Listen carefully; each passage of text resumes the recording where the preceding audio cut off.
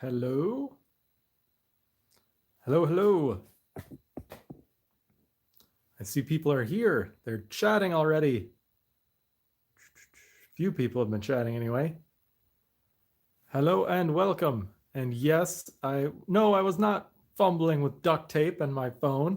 I was fumbling with internet connection and my phone. So half right. You were half correct. Live for 30 seconds. Does it still work? Hello, do people hear me? Yes. Hello. That must be how long the delay is. That's not great. Not too bad. How's everyone doing?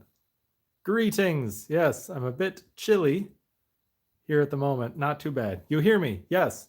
My internet connection is duct tape. No, if my internet connection was duct tape, it would actually work.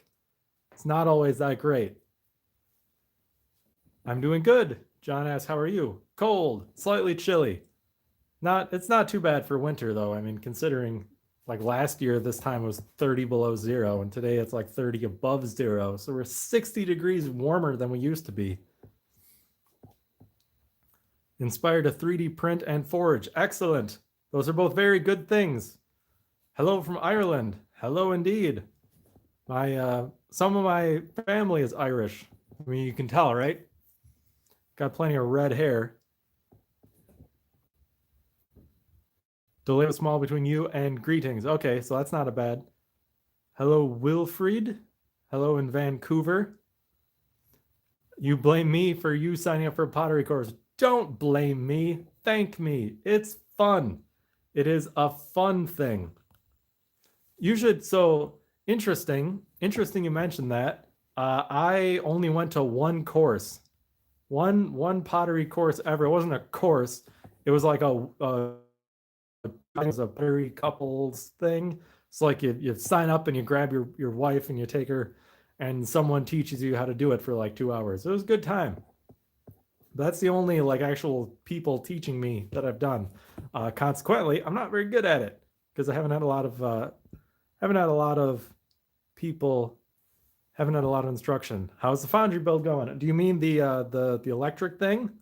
Hello, Charlie. Yeah, Josh. I can be blamed for most of his stuff. So that's how it doesn't look any different. Although, so there's been a lot of troubleshooting and a lot of trouble. So I'm going to take my glasses off. I don't need to read. So the problem with the foundry, the electric thing, is it's under firing, and I'm suspecting the issue there is my thermocouple placement. So the thermocouple, I think it's too close to a very well insulated wall, and it's reading too hot. Is that weed? No, I mean this. Over here, those are actually bamboo plants. You can see, bamboo cane. Yeah, bamboo. Those species of bamboo need a winter hibernation period, so I can't put them outside because they'll freeze because it can't handle Wisconsin winter. But I can't put them inside because they need to be cold. So, yeah, I don't know why I'm into that. I'm also a gardening nerd. I'm sorry. I have like 10 species of bamboo. It's a bit weird, but there's no videos on that. So yes, Yole, it is my fault. It is my fault he got into leatherworking. I'm sorry. Not really sorry. It's awesome. You should be happy that he's into that instead of something else. Like, I don't know what else he would be into, but I'm sure there's plenty of bad things you can be into. Am I too close to the thing? I feel like I'm cutting off my hair and my chin. Every hop is good. Should be. Melting metal, my fault, you've been melting metal. Yes. Melting metal is pretty good. He makes neat stuff. Yes, he does. I've seen a lot of his stuff. Back up. Yes, back up.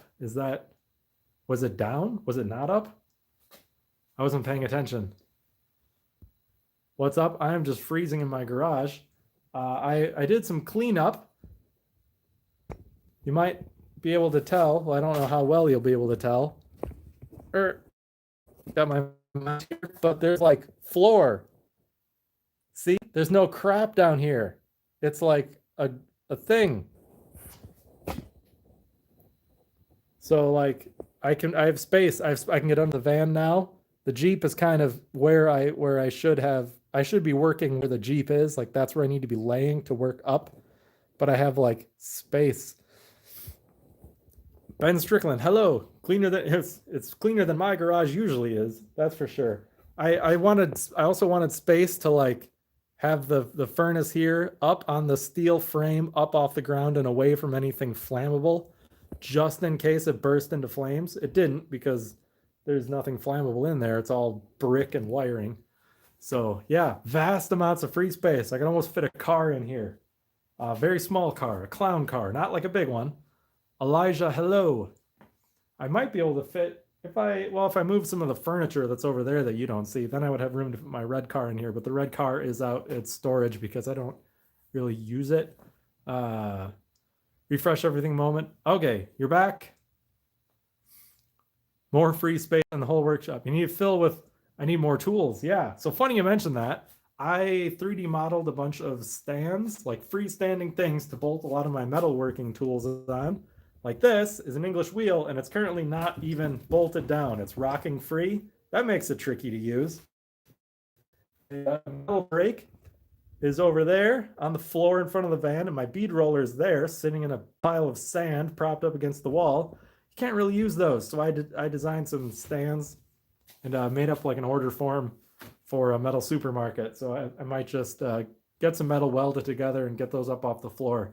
And then they're going to be kind of tallish, but low profile and wide, so I can kind of slide them out of the way when I'm not using it. It's going to be melting furnace or more of a kiln. Everything except melting, pretty much. Your friend Deanna says hi. Hello, Steven's friend Deanna. So the electric kiln, it doesn't heat up as fast as the foundry does, the foundry furnace, the propane one. It will heat up really fast, like really, really fast. But the propane one heats up super duper fast. So like I want to use that, the metal foundry furnace, the propane one for melting metal. Everything else will be done in the electric one because the electric one will have a lot finer control of temperature. The propane's great, heats really fast, but it's kind of only ultra mega hot or nothing. There's no you can't control, but that's why I have this electronic control to do all the controlling for me. So hopefully that'll work. Once I can get this under firing thing to work. Can you build a telescope? Probably not. Mirrors and that kind of thing sound a little bit extreme. I have a cheap, one of them cheap department store telescopes. I got one of those in the basement. Got it when I was a kid. It works. I've used it a couple times. I've been watching videos about telescopes. Hello, Zillustration. Hello there, Polly and pals. Hello from New Zealand. Can you build a spaceship? And space program, I can. You built a telescope. I believe that. You can build some pretty awesome stuff. I was wondering if I could 3D print like a coupler kind of thing to connect a camera to the telescope, so I could do photo astronomy. KSP, yes, Kerbal Space Program. I built a lot of spaceships in that. I also killed a lot of Kerbals. Learning all about mirror grinding and coating. That sounds pretty crazy. That sounds pretty insane. Could possibly allow you to melt aluminum during the winter. Well, I can melt aluminum during the winter with the other one. I can use that outside. I've also used the foundry furnace with the propane burner, the one that Roy made. It's a lot lower power. I've used that to melt aluminum inside here. I had the door open because it's like oxygen, but I can melt metal inside. It does the ceiling doesn't get too hot, so that is a possibility. The main issue I have is it's an oxidation environment when the electric furnace is going. So anything that will oxidize will do so really readily in the electric thing. I was thinking more for mold burnout. The electric one could be mold burnout for plaster, lost PLA plaster molds, or even ceramic shell lost PLA or ceramic shell lost wax casting. Because not only you have to burn out the mold, the thing in the mold, but you have to fire the clay, the ceramic coating, and then you heat it up red hot and pour the metal into the red hot mold. That would be kind of cool. At least I think it would be kind of cool. What do you think? Am I just rambling now? But yeah, no, that would be really neat. I'm gonna move this. You're staring at a fluorescent light behind. Oh, good look, another fluorescent light. Awesome. Uh, yeah, well now you're staring at two fluorescent lights. I'm sorry. Uh, let's see. I got behind on the. It wasn't giving me the new comments. Adding a carbon source to electric kiln created a reduction atmosphere. I have plans for that actually, but I was going to do that next. The very next video was going to be that, but now the very next video is going to be why isn't this thing hot enough, and then fixing that, which is why I don't have a video this week. I've been kind of troubleshooting, and the main problem is that when you want to fire it, it takes like a day start to finish, so that lengthens the like the iteration process a little bit too much. Charcoal briquettes in a pan, that would work. Stop oxidizing, that might work. I don't know if I have enough hands for all that stuff. Hot wax is cool but expensive. Yeah, I suppose. I mean, you can get wax filament, and it's not too much for 3D print wax filament. Blackbeard Projects, that guy sent me a link to some wax filament that he used, and he had really good results. So I figure if he can do it, I probably can't do it as well because he does some really cool stuff. But I could do something similar. Why is this? My tripod is not very sturdy. It's very old and bent up. Why can't I send super chat? Because I do not have super chat turned on. Wait, someone said something. Shout out to your dog, Apollo, the best boy ever. Yeah, Apollo, that's a good name for a dog or anyone. I mean, Apollo, yeah, probably the coolest thing humanity has done so far.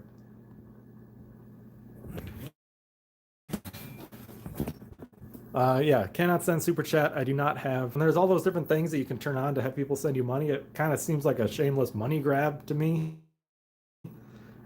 Effort to set all that up, and I don't want to do either of those things. How much power does the kiln use? On full, it uses 14 amps, 240 volt, 14 amps. And when it's heating up, it actually cycles on and off to get a certain ramp rate on the cone fire setting. And it's off like 90% of the time because it's so well insulated and so overpowered.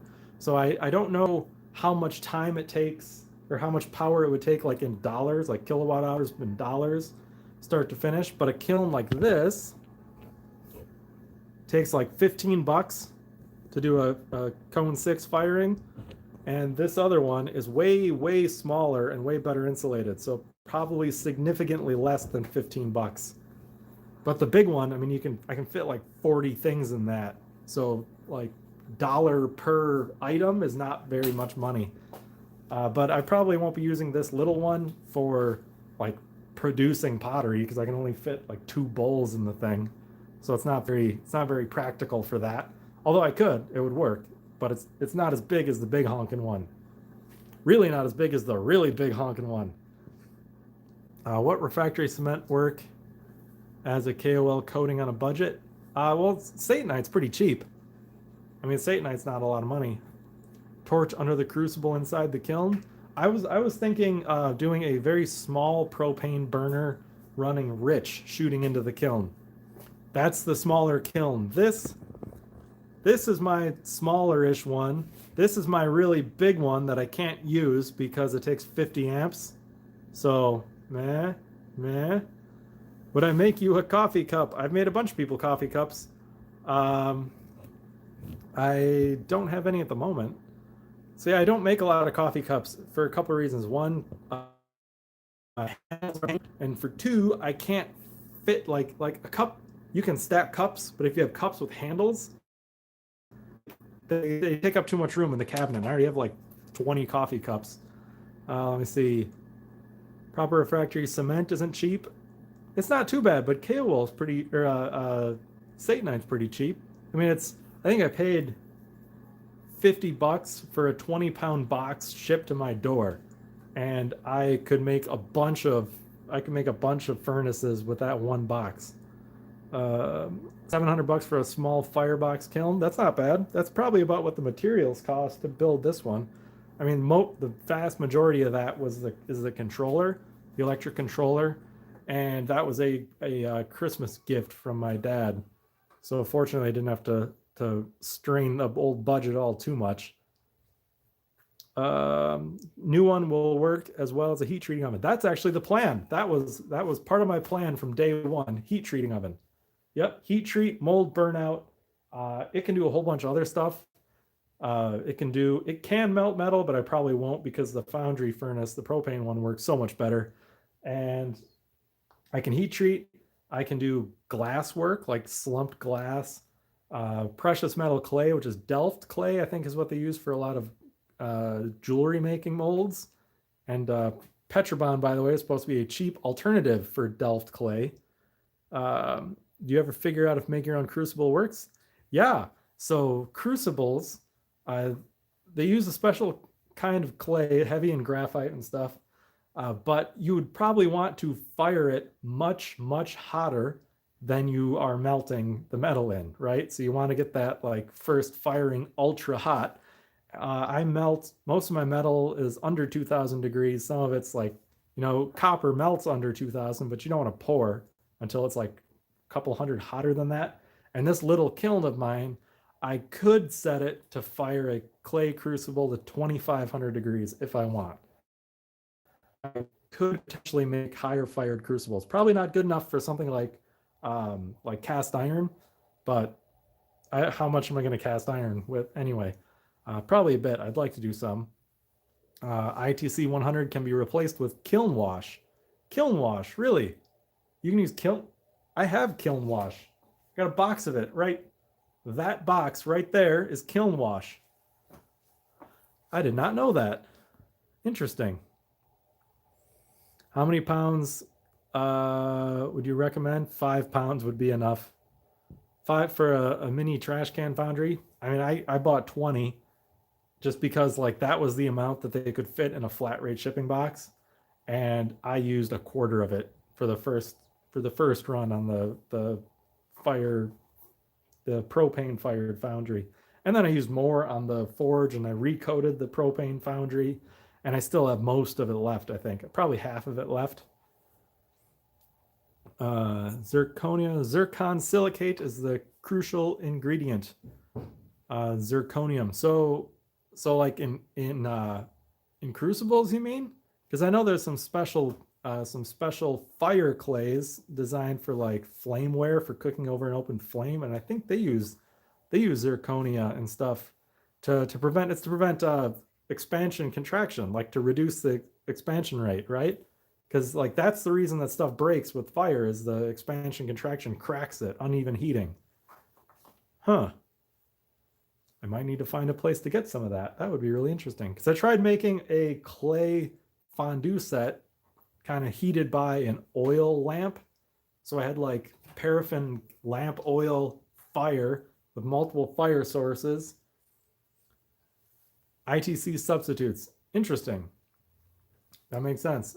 I tried to make a clay fondue set and it worked. I could get water to boil, but it absorbs and re-emits the IR. Interesting. And that stuff's in kiln wash? Let me see here. Oh, that's just advertisement for Amoco. This is Amoco kiln wash. Do not produce dust. Will probably kill you. And that's all in French. It doesn't say what's in it. It just says kiln wash.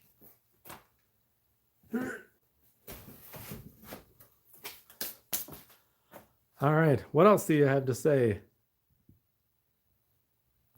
Hello, Ralph. I missed that. Missed you saying hello. Have you thought about doing some cast iron? Yes. On my list is I want to make a bunch of green sand, and I have a recipe for gray iron casting green sand in a C.W. Ammon book. And it involves a lot of sand, which I have in bags over there, and involves bentonite. I got powdered bentonite. Hang on. Never mind, can't get to it. Too much crap in the way. I bought a whole bunch more powdered bentonite last weekend. Now you can get it like 325 mesh, so it's really like powdery bentonite. So I don't need to grind up kitty litter or any of that crap. It'll just go like straight into it. Although I do need a muller. I want a muller. Would a Satanite coating on a foundry work better than 2/3 inch of castable refractory for protecting the K wool and resisting flames? Probably. A lot of the castable refractory cement is not very tough. Like I would expect it to crack if you just painted that, especially thinly over KO wool. Satanite will crack too, but it's lighter. What's your green sand recipe? I don't know exactly, but it's if you get there's a book, Complete Guide to Sand Casting by C.W. Ammon. It's very good book. Tons of information. There's multiple recipes of green sand in there actually, but there's the iron sand. I think the key thing with the iron sand is some of the sand is a little bit coarser, so it can hold together tighter. And there's also tends to be coal dust. Don't have any coal dust, so that might be the thing. But I don't want to use Petrobond because Petrobond burns, and it's okay if you're using temperatures similar to like copper or gold or colder. But when you get to cast iron, it's like another 500 degrees. It's just too much, and it might collapse. Doran, hi, I love your vids. Thank you, good sir. Did you get good cheese out making the fondue set? I didn't get that far. I just tried to boil water as a test, and I got the water to boil, so it produces enough heat, but not it wasn't up to the thermal stress, and it cracked. Going back a few topics, when you're pouring a blowtorch flaming over the liquid metal to stop oxidizing, I don't know if I have enough hands for that, but I've started leaving the foundry on, like leaving the burner on. So when I take the lid off, the burner is still going. I just kind of turn it down a little so I don't burn myself. But there's still like, since I run a little bit rich usually, there's still like the flame circulating around it. So basically the only time the molten pool is out in the oxygen atmosphere is between picking up and pouring. And I generally skim the dross off while it's still in there. So like sits there skimming off the dross, and I have like a one piece thing. So I grab it, lift, and pour straight. I don't do the whole sitting it down and grabbing another tool to pick it up and pour. No, I do it all at once. Aluminum melt it all. I just skim off dross.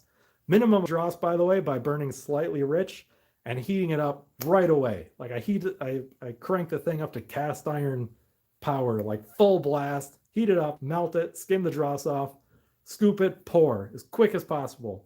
Very little loss oxidation, very little porosity. Drill mixers. You can use one of those drill mixers for mulling. That would be pretty cool. I have a big drill somewhere. Might break your wrist though. Yeah, I have pretty flimsy wrists for sure. I have more problems with this thumb right there. I've been having a lot of trouble like at work, like grabbing or being able to grab anything big with the joints stretched out and holding. So I would have to do like right-handed drilling everything. It's because I broke this when I was a teenager. I broke in a bike crash. It was a road bike, the skinny little tires, and I was going really fast. But now I can do this, which is fun, freaks people out. Although I'm told I shouldn't do that too much because the joint is not in good shape. Fire brick with wool, then coat wool and kiln wash. Now you can get fire brick that's a higher temperature than the wool, than the ceramic wool. So like higher temperature rating. So you can get, I think the highest temperature wool I found was like 2,600, but you can get bricks up to 3,200 degrees. So you can put bricks, wool on the outside and then wash the inside for the highest temperature rating anyway. But when you have Satanite on the bricks and the bricks are supported by the wool, it's flexible and it'll expand and contract when it heats and will crack the Satanite around the brick edges. So that was something that I saw when I was trying to design my foundry furnace. I kind of copied a different one I saw that didn't use a ceramic wool. What sand we use? Play sand. Yeah, I have play sand. There are different kinds of play sand though. So there's really fine stuff. I have really fine stuff, and there's really coarse stuff with kind of little bits of gravelly and stuff, and that can kind of hold it together better, especially with iron. I don't have any of that, although I do have some super fine pool filter sand. You use salt for the dross. Do you still do that? No, I don't. I do not. I no longer try to extract every little ounce out of the dross. I don't do any of that. I try to simplify, reduce steps. Like I said, I don't even do degassing because the metal, I keep the metal molten for the smallest amount of time. Like as soon as it melts, it's on full power mode. So between melting and between like beginning to melt and full crucible, it's 4 minutes. And by the time I skim off the dross, it's up to pouring temperature, and then I pour right away. I think the degassing is more important in like a professional foundry system where you have a pool of molten aluminum that stays molten all day. Then you really need degassing, but I don't do that. Foundry consists of stainless, stock pot with Castellite bottom. Castellite's good stuff. Cable wrapped Satanite, coated, and ITC on Satanite. That sounds pretty intense. That sounds very good. Your thumb will stick like that. Yeah, sometimes it does. Like if I have to grab something like really hard and I have to squeeze, it'll just collapse. The joint will collapse. That's not fun. Works great. That's good. Yeah. So I was planning on doing all those sorts of things, and then I was thinking of putting make like a Kaowool shell, like a sleeve to go around the foundry for even more insulation, but it turns out I didn't need it because the burner was just so powerful. Oh, I hear the door opening. Hold on. You're going? Okay.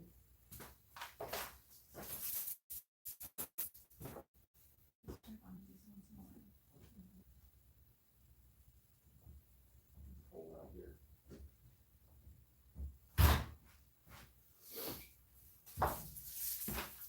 Okay, I'm back. I didn't disappear. My wife is going shopping, just said, looks painful. Yeah. Well, it was. Not painful anymore. I set my coffee down somewhere. Ceramic wool from Grainger. You can get it at Grainger? There's a Grainger call center not too far from here in Janesville. I have a couple friends I know work there. One of them told me I can get significant discount, like 50%. They get a 50% discount, but their markup's like 50%. So if you get like welding, I looked up the welding wire, same brand and size welding wire from Grainger is double what the same thing is on Amazon. So 50% off of double is the same price. How thick should you paint the Satanite? Like a 1/4 inch is good. I put a couple coats on. I didn't really measure, but each coat seemed to be like about 1/8 of an inch, maybe a little less. Gas is probably more expensive than US. Makes sense to insulate a lot. That's a good point. I can get a whole like that. The propane jug's like $15. The refills anyway. 3 thin coats on yours. I did pretty thick coats. So I don't know what it's like on ceramic wool, but when you paint it on the bricks are dry and they're very porous. So when you paint it on the brick, it doesn't paint on and dry in the traditional sense. It paints on, and then the brick sucks up a bunch of the moisture. So the moisture sucks into the brick and like it seems like a flash dries it on the surface, but it's still damp. Just all the moisture got sucked up to the brick. That's kind of nice to hear it. Then I think that like fires it, sets it in. Then it's really tough. Then it's really good. You have adapters to fill propane bottles. That's nice. 35 euros for 11 kilograms of butane. That sounds expensive.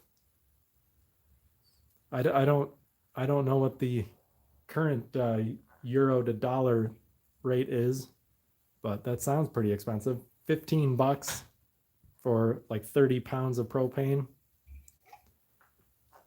$40 for 25 pounds. I guess it's not as bad as I was expecting it to be. That's still not great. Any more tips on amateur trying to build their first KOL Foundry?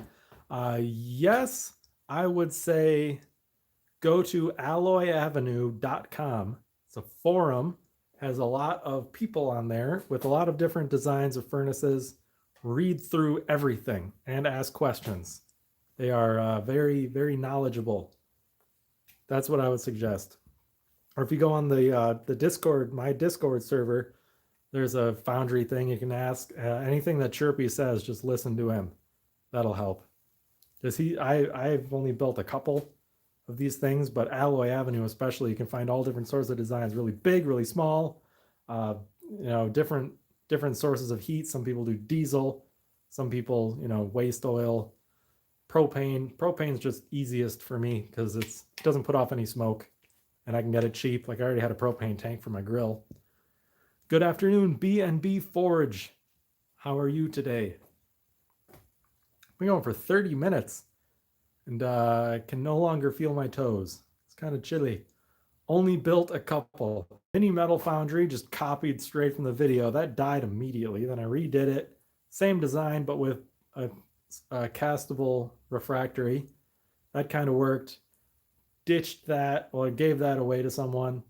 Then I built the foundry that I currently use, the fire brick one. And then I kind of built that little collapsible forge, but I don't know how that counts. And this electric thing, I could use it as a foundry furnace, but I probably won't. Cold coffee. Yep. Well, it's not too cold. It's lukewarm. Used to be hot. Little cold in the cheese state. Yeah, could be warmer, but it could be colder. Like I said earlier, like I said at the beginning of the stream, if I look at the weather from last year, like 1 year ago at this time here, I think it was 30 below zero. And today is 30 above zero. So that's 60 degrees warmer this year, which is just insane. See ya, bye back.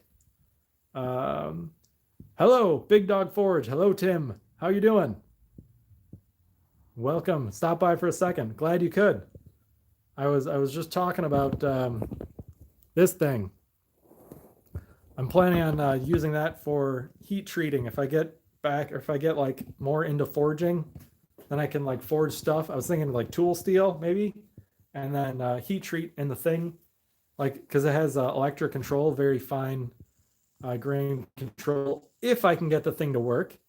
Any plans for glass slumping? I don't have plans for it, although this furnace, the controller, the electric controller, has preset, like built-in presets for doing glass slumping. So like out of the box, it's supposed to be able to do that, but I'm probably not going to be. Remember when we tried to melt copper, my Pro Gas Turbo Torch? Yeah, that failed. That didn't work. That did not work. Oh, yeah, yes. Hello. Thanks for stopping by. I still have your those tongs down here. Have all you lovely shoelace tips. Hang on. You got to build a few forges before you settle on buying the more expensive. Come on. I'm struggling here. I'm struggling, people, with my tripod. Successful cast with a similar torch. It would take a lot of insulation. The little torch that I have, very cool. Thanks. Thank you, Tim.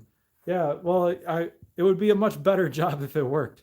It's under firing. Like, I'll explain more in a video, but I was using these pyrometric cones. They're a measure of heat work, and this is a 6 cone, and it's supposed to not still be straight up. It's supposed to be bent over, so it under fired. And I've done a couple of things, and it's still under firing. So next step is adjust thermocouple position. You are better than barnacles. That's good. Barnacles. Already built first forge, planning number 2. Nice. Want to pour something like a metal waste basket. Creating a mold for the walls. Huh. That sounds tricky. I don't know. Good afternoon, Roy. Hello. Chrysler Ironworks. There's Roy. I just mentioned him about my other burner. The forced air, the smaller forced air furnace burner was actually made by him for forging. Big Dog Forge, life is one long experiment. Yes, I agree. Thank you for stopping by. I will see you next time, hopefully. Maybe I'll have time to stop in for one of your streams. I know you stream a lot. It's really nice. I wish I could stream that much, you know? Hey Tim, be safe. Yes. The Greek philosopher, I like that. That's good. That's really good. Set the base temperature on the forge. Think you don't need to move the. Yeah, well, so there is actually an adjustment on there. You can go up or down. I think 45 degrees up or down. I don't know if they're measuring 45 degrees ambient or 45 like at high temp or whatever. And that it says in there it's for adjusting for aging thermocouples or improper thermocouple placement, a couple other things. I would like to get it to work closer without messing with that. Like I don't want to use that to correct poor design. I would like to save that for later when the thermocouple starts dying, something like that. I think the problem is it's the thermocouple's in a corner and it's like really close to a really highly insulated part. So I'm gonna try moving that and see what happens. Stop eating borax. Yes, don't eat borax. Putting the thermocouple almost at the bottom so it misses the hot convection air. That's an idea.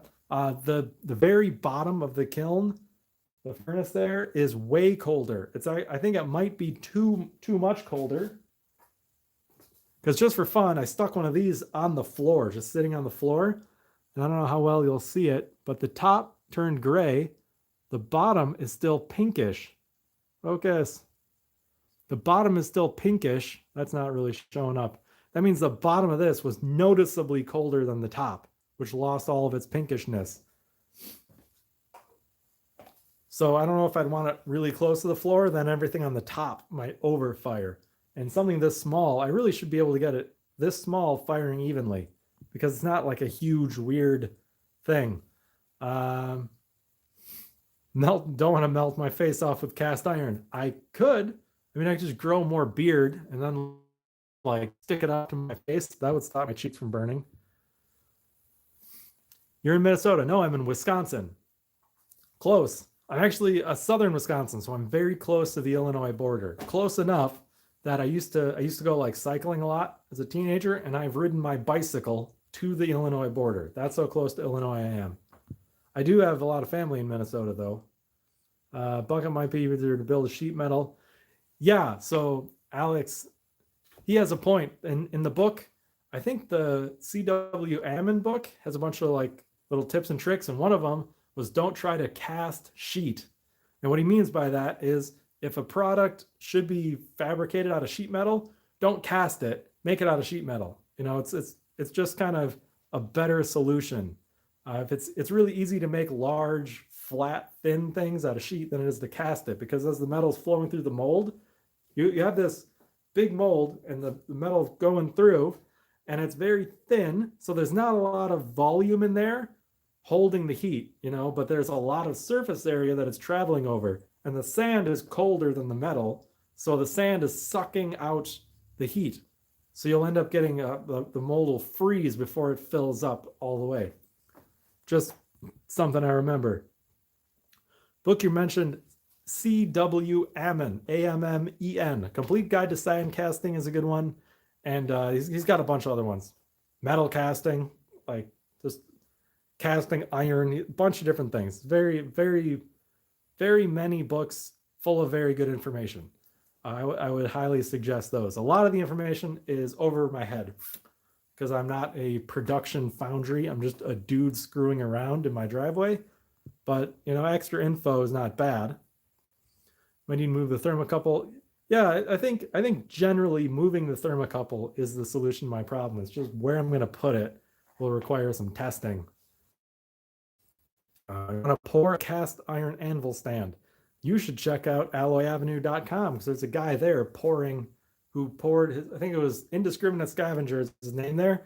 He poured these huge legs like this that came out, huge cast iron legs, and then you would stick like a tabletop on and sell it. It would look really cool. But that would be intense. So you'd want to ask that guy.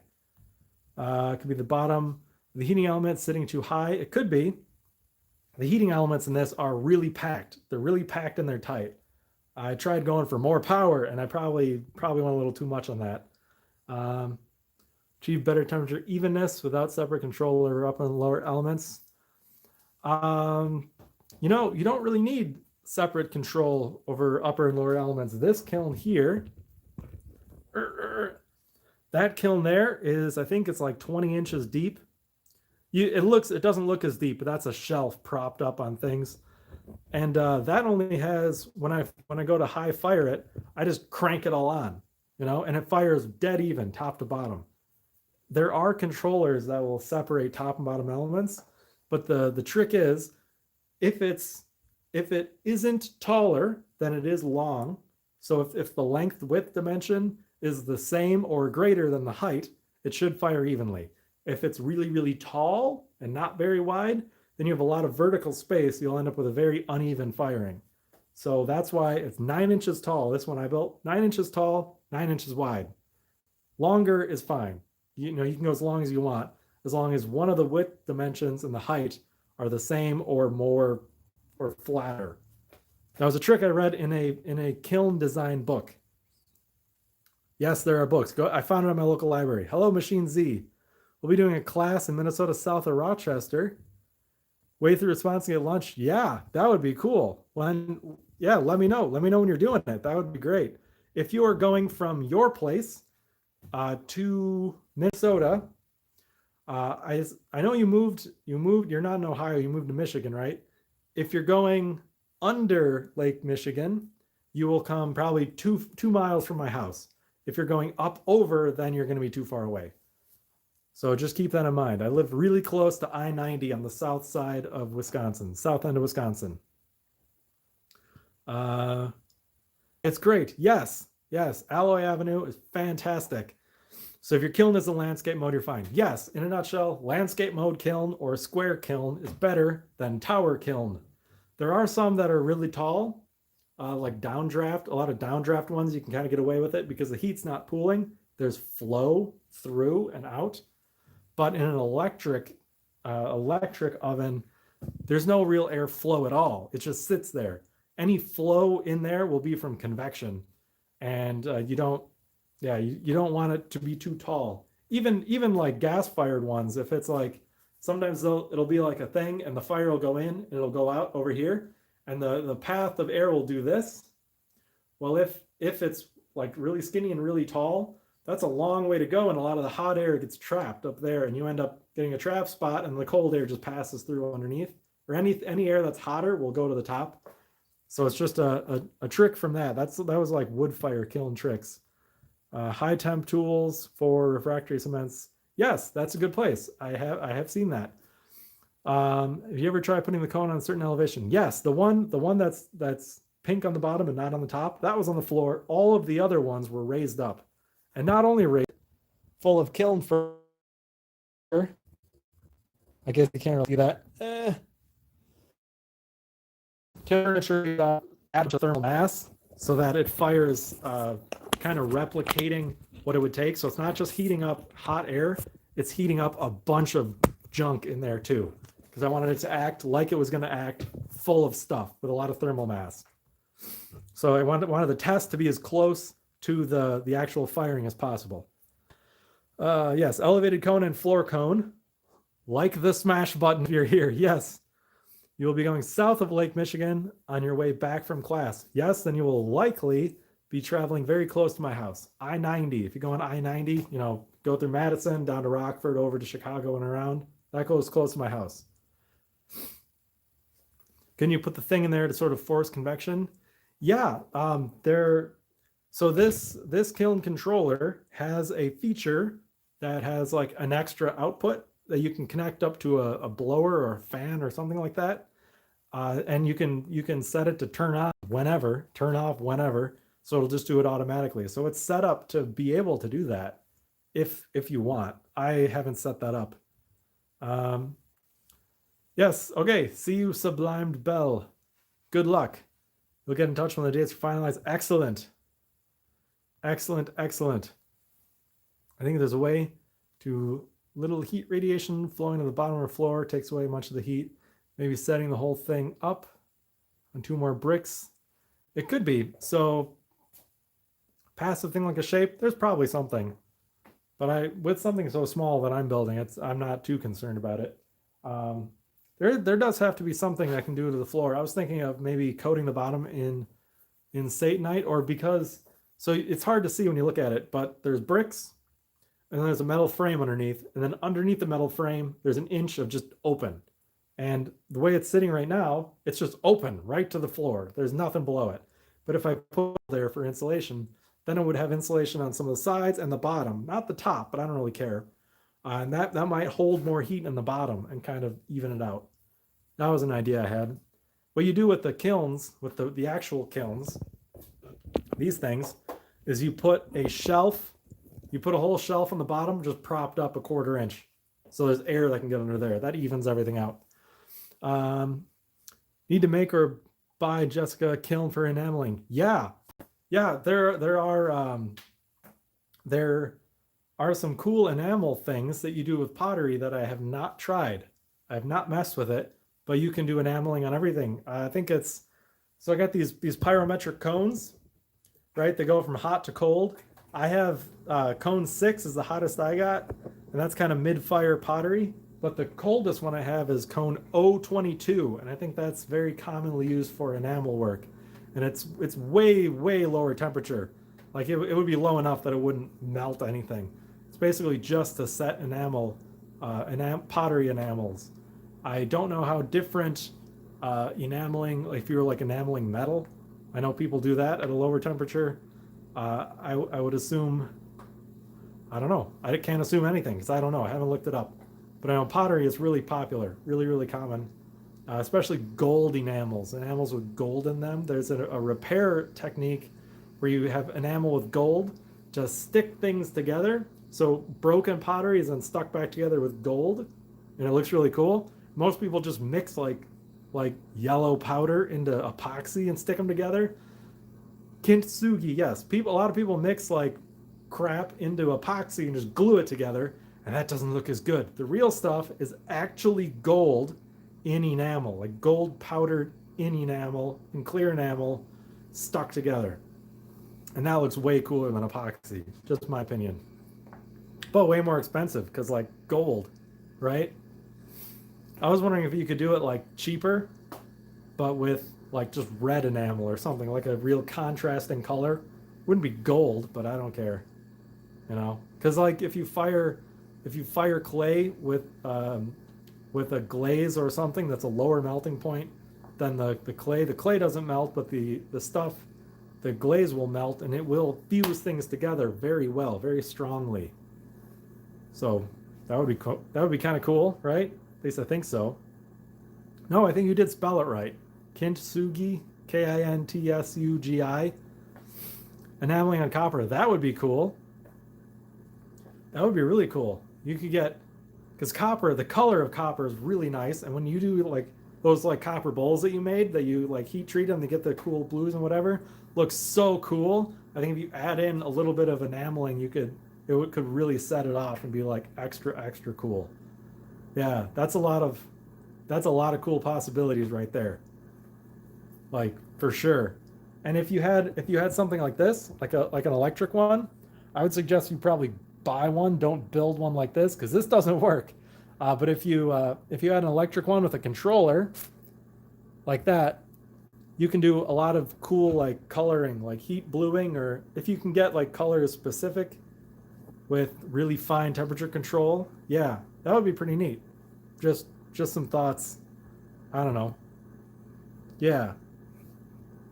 Ideas are turning in my head and none of them will work. You'll probably have better luck.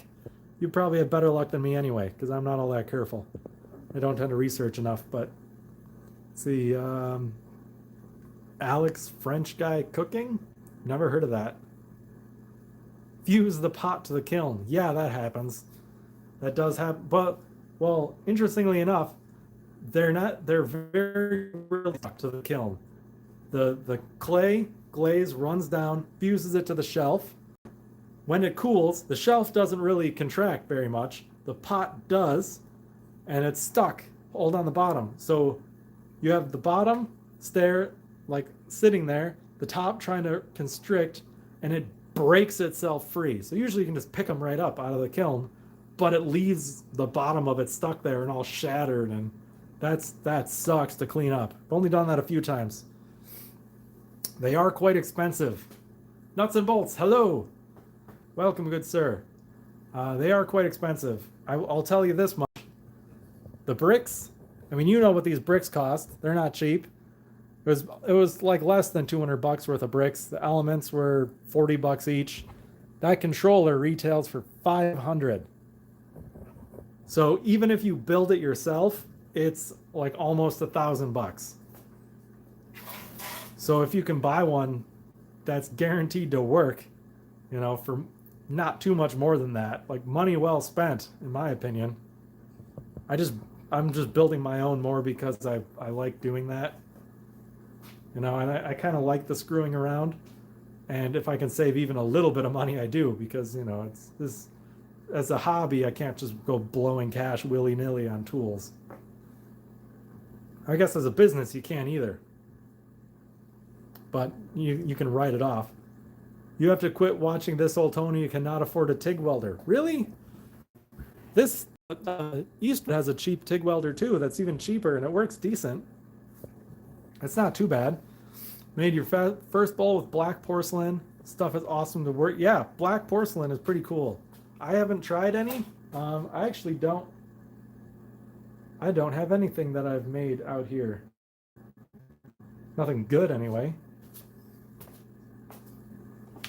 I haven't really been making any pottery at all. I've been working on this kiln and other projects. Just haven't done it. There, like I said before, I do have a Instagram account of just my pottery, but I haven't linked to that ever. If you're interested in seeing it, screwing around is half the fun. Yeah, I mean, well, that's like 90% of the reason that I do stuff is because I like screwing around. Added bonus, maybe hurting oneself badly, but the camera's on, so at least I could get a little benefit out of it. Got a TIG welder, can do DC, AC, paid 600 euro for it. I think 600 euro, that's, if I have the conversion right in my head, it's a little more than I paid for mine, but I got mine on sale. So like for a while there, AHP welders, I don't know if they're still like this, but they were like 800 bucks. But then they would go out of stock and the price would drop, and it would like drop to 700 bucks out of stock, come in stock 800 bucks again. Well, one of the times it went out of stock and the price dropped to like 615 or something, like way lower. And at that same time, I got a check from my car insurance company. They had been like overcharging for like 6 months. So I got this big 6-month car insurance refund check, and the welder dropped to 600 bucks. Like, I'm buying a TIG welder. So that's how I got the TIG welder. And then I've used it like half a dozen times. Not enough to get any good at it. But I can TIG weld steel, reasonably thick steel together without it falling apart. That's as good as I can do. It doesn't look great. I've done a couple of times where I tried to make it look great and it looked really nice. And then I was like, wow, that looks great. Pink. Oh, well, it doesn't work. It looks great, but it sucks. So I need more practice.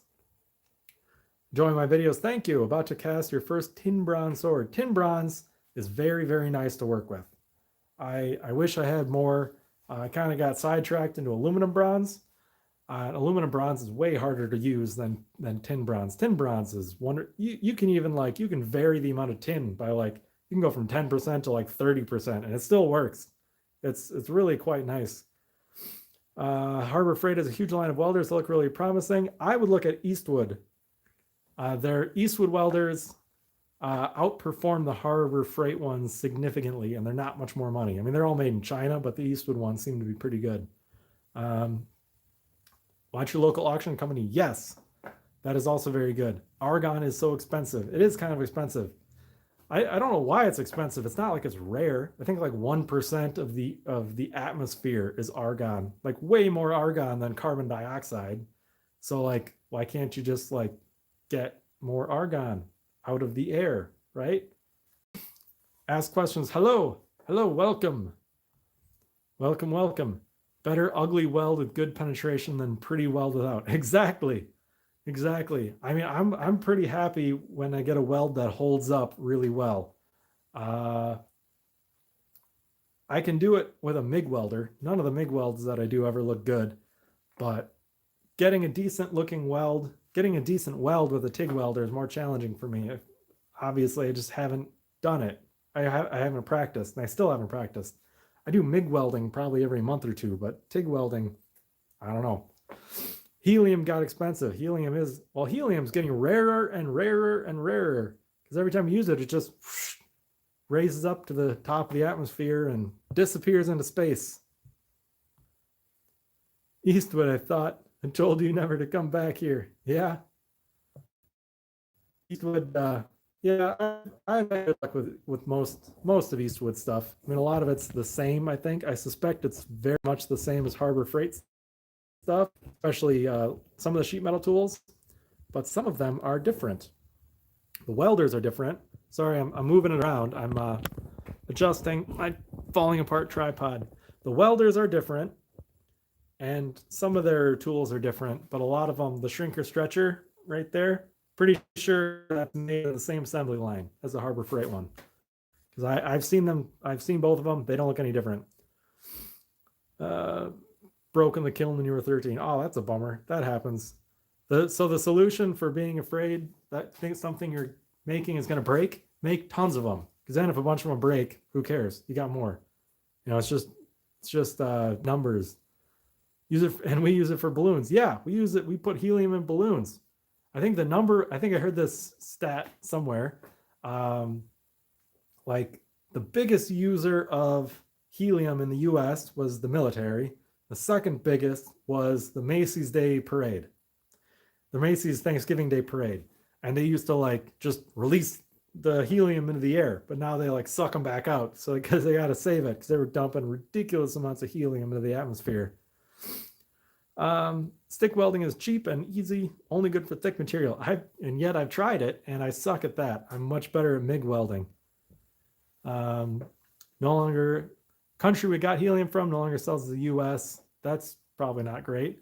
You're taking off, Gustav. Alrighty. Thank you for stopping by. Oxyacetylene welding, very similar in difficulty, but fun to do. I've heard oxyacetylene welds are really, if done well, they are far superior to MIG welds because they end up annealing themselves. So especially for sheet metal, if you're making something that I haven't worked on in a long time and you're welding sheet metal together, you can then form the sheet metal as if it was never welded. Where if you MIG weld and then you try to form the sheet metal, the MIG welds tend to crack because they're brittle. That's something I've heard. I've never tried it. And I'm not good enough at TIG welding to TIG weld sheet to sheet butt welding because I'm doing all the welding on that I've done so far with butt weld. And I just can't do that with TIG because when I start melting at the weld, it melts and it starts pulling away. And I just practice. I need practice. Need a lot of equipment to separate and purify argon. That's a good point. That is true. It'd be very difficult to use chemistry to pull something out that's non-reactive. Greetings from Italy. Hello. Francesco. Hello. Puddle dab. Yeah. I just can't get the flow. I even took a piece of sheet metal laying there, get it melting, run a bead. Okay, I can do that, and it goes through to the other end. Then I took that piece of sheet metal, cut it, didn't cut it all the way through, just cut it so I had a cut in the sheet metal, but still touching, fuse right together, nice and tight. And if I start where the cut starts, in the middle, I can run a bead. If I start it near the edge, I can't start the puddle together to run in. So I can run a bead on sheet, but I can't weld sheet together, which is basically the same as I can't weld at all, because what's the point of running a bead on a piece of sheet metal if you're not sticking two things together? Then I'm just playing welder and making little designs. Oxyacetylene, good for getting thin, greasy film on everything in the shop. Oh yeah? Everyone sucks at stick welding first time they try it. Much better each time. I assume the one reason I haven't tried too much stick welding, although special guest Dan, the guy who brought the lathe, he gave me a bunch of sticks. Just smoke and slag, and there's like wood everywhere that's flammable. And the smoke is really the reason why I got the TIG welder, because it doesn't smoke like a MIG. I think you need more tacks before full welding. Tack the edges. That's the thing. I can't tack the edges. I'm not good enough to get the tack and the thin metal edge to then run the bead. Just practice. Do you have a foot pedal? Yes. My welder comes with a foot pedal and a trigger, and I have never taken the trigger out of the box, but I've used the foot pedal. It works pretty well. I think the main issue is just practice. I just haven't tried more than a half dozen times, and something like TIG welding, you need like constant practice for a long time to be any good at it, and then like continuous practice to maintain your skills. And I haven't done either of those. Like I never got competent, and then if I would have lost it. With pedal, just doing it as a seventh step, reduce current near the edge. Yeah, I've read these things, but then when like I go to do it, like I don't instinctively do those things. Like I need to practice to get the muscle memory to do them, because you can learn a lot of stuff book reading and that kind of thing, but when you go to do it, and your brain's just like duh, and you don't do it right, and you screw it up, and then afterwards I think, well, that was dumb. Why did I do that wrong? I knew how to do that. Well, your brain knew how to do that, but your muscles didn't, which I guess is your brain also. Like there's a big difference between the intellectual part of your brain and your like muscle part of your brain. The AH2, the foot pedal is pretty terrible. Yeah, the foot pedal, all the reviews said it slides around like crazy, and it totally does. It just, as soon as you go to use it, just slides on the floor. It's like you need to bolt the thing to the floor. And then people say, when you have it stuck, it's still not like those ones where you put your whole foot on and you rock, because it's not one of those. It's just like the tip pushed down. It's not a full foot one. So you don't have very good fine control like you would a decent foot pedal. Good cheap practice stock for taking sheet utility knife blades. That's nice. Failed first 100 times. Yeah, and the thing is, I want to build the muscle memory by doing it correct, because I used to do archery a lot, like longbows and stuff, and I built wrong muscle memory. I built the wrong kind of skill. I developed something called target panic, where you pull it back, and before you even anchor, you get like here, and your muscle memory says, let go of the arrow. Well, you're not aiming, you're not pulling back to a set point, and it just goes all over the place. And that's built into my muscle memory. So my muscle memory is wrong.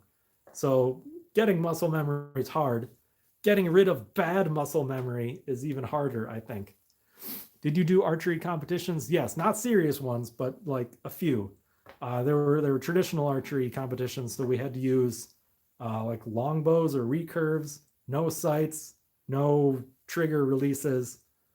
So basically like gap shooting or instinctive shooting wooden arrows from a wooden bow. And they would do like close targets. We get closer. They start at 80 yards, 80, 70, 60, 50, 40, up to 20 yards. And then we do a clout shoot where you shoot up to a target painted on the ground at like 150 yards. So that's what I would do. Those things. It wasn't very good. Won a few medals, but like no one there was a pro. We were just all having fun. Think the thumb is making it hard to hold the bow steady. That could be this thumb. But I mean, that thing, you kind of loose grip and you just use the string to pull it into your hand. Forge welding, second would be oxyacetylene, third is stick. MIG, in that order. Well, I have never forge welded anything ever. I have never used an oxyacetylene welder. I suck at stick welding. I like MIG because it's easy. You just kind of, once you get all the settings right, just but none of my welds are very good. None of them are very structural either. I wouldn't want to like, if I had to like weld anything on this, I know some people weld up whole like A-arms and stuff out of plate, I would die. Like all the welds that I've done on this so far and all the ones that I'm going to do on this thing so far, if all of them simultaneously broke when I'm driving down the road at 90 miles an hour, I'd be fine. Like none of them are vital. And I'm going to keep it that way. All the vital junk on that thing is going to stay the way it is because it works. Same thing with darts. Used to have a terrible throw. Used to be okay. Had to relearn everything. Yeah.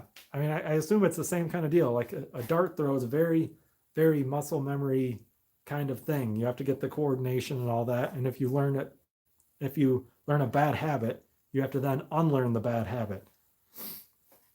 I mean, I think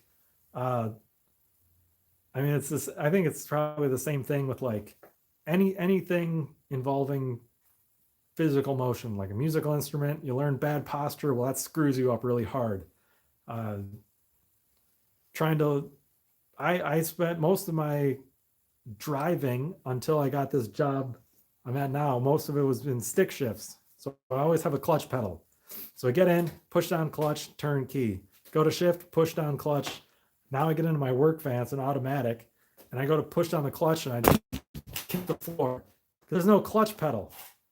Driving this, that has an automatic. Well, there's no clutch pedal. There is a button right where the clutch pedal would be, and the button turns on the high beams. So you know how many times I've flashed people driving on the highway because I thought there was a clutch? Like my brain thought, push the clutch pedal. There's no clutch pedal. Fortunately, the parking brake pedal is so far away from where a clutch pedal would be, I have not kicked that accidentally. So that's nice. So it's been over an hour. I've lost the feeling in the rest of my feet. And I think I'm about to end this.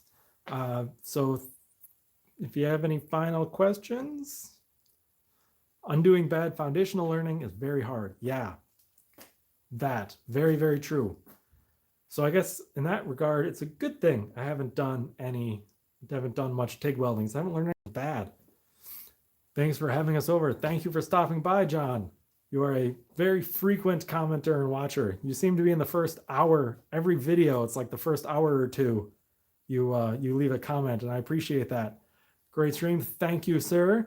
I will be going in and warming my feet next to the fire that I don't have inside.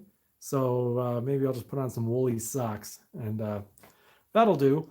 So thanks for stopping by. If you have any other questions, Discord server is open for everyone. You can send me a DM, leave comments or whatever. When will winter end so you can see melting things? I can melt things already. I can warm the feet with the kiln. Yeah, it only gets like 2,500 degrees in there. Having a nice week. Have a nice weekend. Looking forward to seeing more videos. Thank you. It should be Friday will be the next video. Hopefully I'll have all the issues worked out on this thing, and then we'll get to making more stuff. I don't know if I'll do the propane burner to this right away after, or if I'll just try to use it in electric mode first for a little while. We will see. We will find out. Thanks for stopping by, everyone. When do you see more melting projects? Intentionally melting? Probably in a little bit. Unintentionally melting can happen at any point. So thank you for stopping by. I will see you next time or on Discord, which I'll be on like all the time. See ya.